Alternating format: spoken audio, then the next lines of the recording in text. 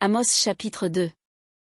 Ainsi parle l'Éternel, à cause de 3 crimes de Moab, même de 4, je ne révoque pas mon arrêt, parce qu'il a brûlé, calciné les os du roi d'Édom.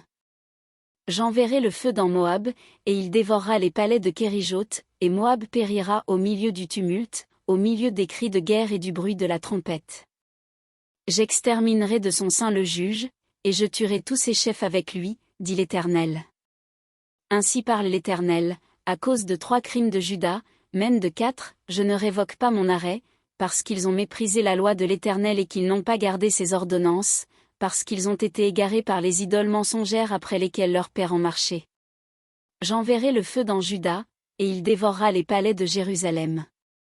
Ainsi parle l'Éternel, à cause des 3 crimes d'Israël, même de 4, je ne révoque pas mon arrêt, parce qu'ils ont vendu le juste pour de l'argent, et le pauvre pour une paire de souliers.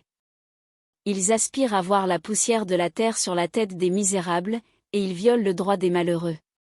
Le fils et le père vont vers la même fille, afin de profaner mon saint nom.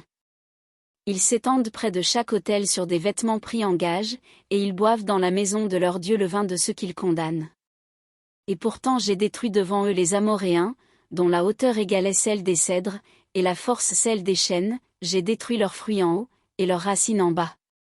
Et pourtant je vous ai fait monter du pays d'Égypte, et je vous ai conduit 40 ans dans le désert, pour vous mettre en possession du pays des Amoréens. J'ai suscité parmi vos fils des prophètes, et parmi vos jeunes hommes des Nazaréens. N'en est-il pas ainsi, enfants d'Israël, dit l'Éternel? Et vous avez fait boire du vin aux Nazaréens.